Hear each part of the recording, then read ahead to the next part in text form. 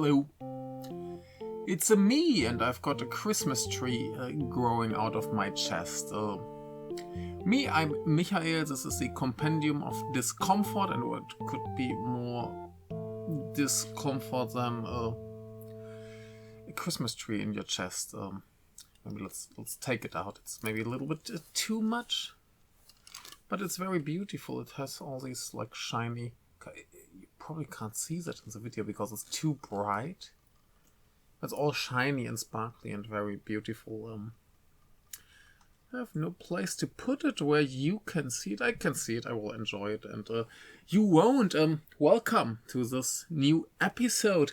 We're back to the movie reviews after a little bit other stuff, and today we're gonna talk about this movie. Same as here and here and over there. It's everywhere.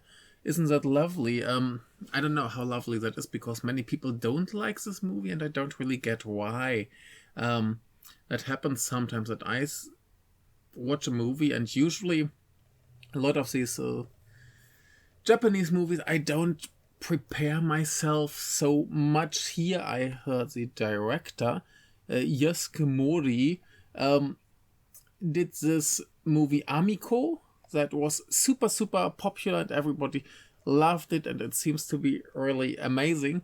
And I still haven't watched it, but yeah, this hit theaters and I felt, okay, that looks good, the trailer looks fun. You can see the Christmas tree in my glasses, isn't that fun as well? A lot of fun. Anyway, so I just thought, okay, let's give it a try. The trailer looks good, looks like a cute, fun road movie. And yeah, watch it, and I felt like, oh wow, that's a really great movie. And then I check the reviews, and somehow, like here in the Kinema Jumpo, they usually give 5 stars as a highest rating, and this one, they always have 3 critics rating the movies. And this one got 311. Oh, I'm like, yeah, amazing movie. And they're like 311. And some other people on like Letterboxd and so on. Like the main actress, Haruka Ayase, was miscast and all this. And I'm like, what is going on? I don't understand this. So it's all very strange for me. Let's put this maybe up here to have a little bit more enjoyment and visual stimulus. Anyway, yeah, as a comparison, like here at the in the Eiga Geijutsu, it's the big cover story, like several pages long that they wrote about it, and I didn't really get much of an opinion out of it, but seemingly they like it, or I think they like it, maybe. Kind of. It's a weird magazine, like usually on their best and worst list of the year, there's the same movies, and it's very confusing. So they're very strange people. Anyway, so yeah, we have, like I said, let's just do the 2 people of the main cast. We have Haruka Ayase, who you might know from several movies like Our Little Sister, or Color Me True is a really lovely one. Or she was in The Legend and Butterfly, and recently in Revolver Lily, or in the classic masterpiece Oppai Volleyball. If you don't know what Oppai means, I won't explain it to you. And then we have Kana Osawa, who was in Amiko and some other stuff that I've never heard of. And yeah, it's a road movie based on a poem collection. And yeah, that feels a little bit artsy, a little bit uncommercial, what makes the casting of Haruka Ayase more interesting, because she's usually like in big commercial movies or Oppai Volleyball. And yeah, but she seemingly loved Amiko, so she wanted to be in this movie, and that I feel like it was fine. maybe not the most amazing performance I've seen this year, but I think she did a fine job. And just a little bit about the story. We have this lady played by Ayase, who has a brain tumor, and that usually means nothing good. And she works in Tottori, I think, as a cleaning staff. And one day she's cleaning in a mental hospital, and one woman comes up to her and says, could you go and get my daughter for me? I want to see my daughter. And she's like, yeah, cool. I just steal the company car and go and get your daughter from Himeji. And from Himeji to Tottori, there's the Route 29 that gives the movie its title. And so she goes there, finds the kid relatively quickly, and they go on this adventure. And in the beginning, like it should be, stuff goes wrong, so they're basically forced to walk the whole way. I'm not sure how many kilometers that are, but it is quite a bit. I mean, it's not like America-sized Route 66 or something, but maybe a few hundred kilometers that the whole way is. But at first they have a car for a while. Anyway, so basically they walk and they meet different people. Like it is common in a road movie, and I felt very much reminded of stuff like Kikujiro's Summer. Is that the English title? In German, it's just like Kikujiro Sommer, and in Japanese it's Kikujiro no Natsu. So it all means the same. So I guess it just Kikujiro Summer, probably in English. The Takeshi Kitano film, where Kitano plays this gangster who basically helps a boy to meet his mother. I think they're two very, very similar movies, even like tonally. It's a weird mix of surreal, a little bit funny, quirky episodes. And the way this quirkiness or that weirdness is expressed is pretty similar. It's very deadpan. You see a strange situation, and then you see the people who are not reacting to it at all, and then stuff happens. And it's just something that works for me. I don't know. Someone complained about it, but that's the point where, for example, Haruka Ayase's acting works just fine, because for the most part she just stands there and watches, and both characters are very much disconnected from society.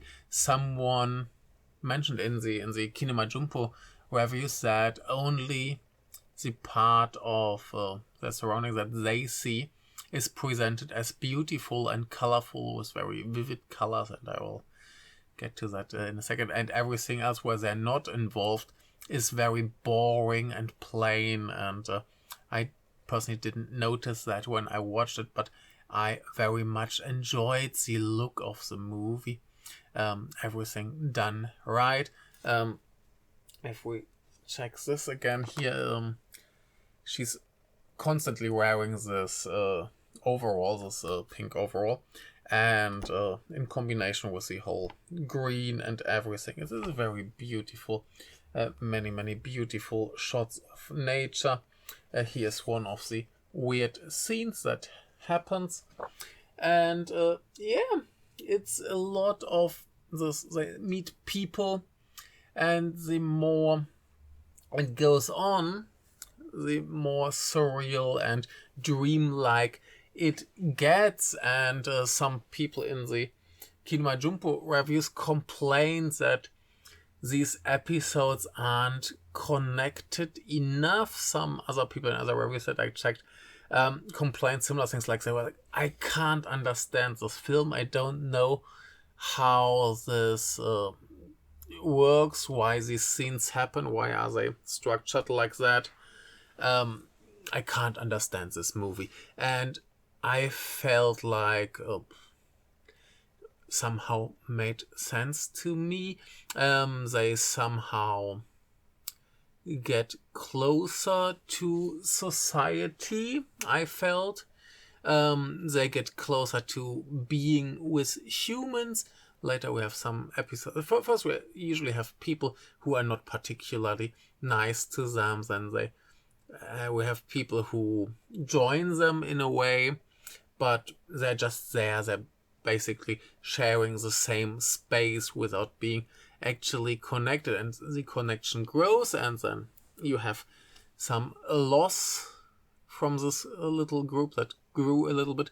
And you see these two characters who are like, the main character usually stays by herself. She writes a notebook where her stuff, what she experiences, where she writes down what she experiences. And pretty early in the movie, when they lose the car, she loses this notebook as well. So basically everything that she experiences kind of lost, and she needs to focus more on what is around her. And I just feel like it's pretty clear that the bond between these two main characters gets deepened with each event that happens. And I don't know, somehow to me it felt logical what happens, in a maybe difficult to articulate way, but I never felt like, why is this happening? It somehow made sense, like, they get closer to each other, they get more accustomed to being with humans, they understand what it means to lose someone, until in the end they are very much connected, and then have to experience loss in a way again. And I just feel like that works wonderfully well. Like, that's a little bit seemingly, for me at least, what I got from this movie is there's so many people who say that they are totally fine being alone, and that's a thing we can see in many different countries. And in Japan it's a big topic that more people choose to live alone and enjoy a life alone. And this movie seemingly wants to show us and these people in the movie who have a similar idea, that there might be more in life, that it might be worth sharing. And even if you lose something stays with you. So making connections and losing these connections, everything is worth doing it, because you grow as a person, and you can make some kind of development for yourself. And that works wonderfully. Like I said, the more the movie goes on, the more weird and surreal it gets. The images become weirder and stranger, and it's all very, very nice. The whole all dialogues are very, very strange. The way people interact is strange. The way they talk is weird. It's all completely like off from reality. And later there's a moment when they seemingly get closer to civilization and to normal people, and have to deal with them, but they're not that much different, just on the outside maybe a little bit, but in the end they're just not so different, and they just feel like they want a connection to someone which they don't have, and they feel the loneliness that here the characters might learn throughout the movie. And yeah, it's just wonderful. I really don't get why people are like, oh, this is a strange movie. Besides the Kikujiro stuff, it has a tiny bit, what was his name? Wes Anderson vibes. So I was like, no, it's not Wes Anderson. But yeah, I felt like a lot of images have this symmetry that he loves so much. Some of the reactions I felt like could happen in his movies, or the way people talk with each other. It's not that off, I would say. Mr. Morii, the director, probably has seen the one or another like Anderson movie, and I feel like this was all very interesting, very fresh, a nice feel-good movie, even though in the end it turns out to be maybe not that happy. I mean, it starts with someone having a brain tumor, so how happy can it end? That's not even a spoiler, because there's other stuff going on than what you expect from that, maybe.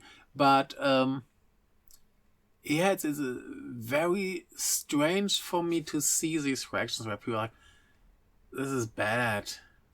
I mean, maybe it's not as good as Amico. I haven't seen Amico. I will watch it sooner or later. But maybe compared to that, it's bad. I have no idea. Maybe it's such a brilliant, fantastic movie that this can only lose. But I felt like it's a wonderful, wonderful road movie. The build up to the conclusion made sense to me somehow, as much as a road movie can make sense. And yeah, I don't know, it's just a very big disconnect between me and the general opinions on this. I see, I mean, the Letterboxd reviews aren't so bad. Most people gave it a 4 out of 5, so it's pretty good, I guess. But overall, it's just no average rating it, because not many people have watched it. But there are quite a lot of people who give it like mid or lower ratings. And it's very strange. Sometimes that happens where I feel like, oh, this is a brilliant movie, and everyone, yeah, I don't know. But I'm pretty sure whatever opinion one might have, it helps a lot to watch it again. So maybe if I rewatch it, I will change my opinion. I will, it's not as good as I felt it is. Maybe because I haven't been to the cinema for a little while. I always feel like when I get to the cinema after a week or 2 or 3, not going to the cinema, I feel like, wow, that's the best movie ever. So there was probably a little bit of a factor here.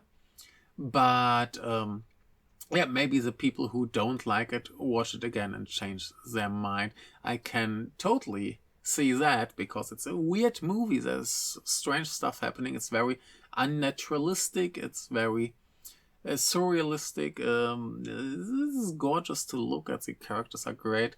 The interactions are great.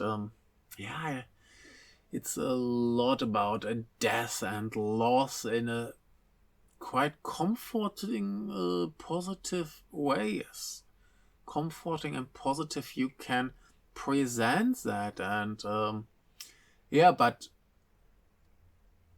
I was a little bit worried to make this review, because I know I must rewatch it. I must go deeper into it. But for the first impression, I was like, that's a brilliant movie. It's wonderful. It's great. I love it. And other people are weird. I don't know. If you have the chance, please give it a chance, and maybe you will like it as much as I do, or maybe you will have to rewatch it until you like it as much as I do. Anyway, someday you might end up liking it, even though it might not be with a first try. But yeah, anyway, thank you very much. I guess that's enough about this for now. I will get back to it, I guess, whenever I have the chance to watch it again. And maybe 3 more times or something. And maybe I will have a more definite opinion on it, but yeah, I just felt like it's wonderful. I had a really, really good time, and yeah, it just made me feel warm and fuzzy in my tum-tum, with the words of the great philosopher Simon Miller. Yeah, thank you very much. Have a nice day. Have a nice road trip or whatever you do, and see you in the next video. Bye.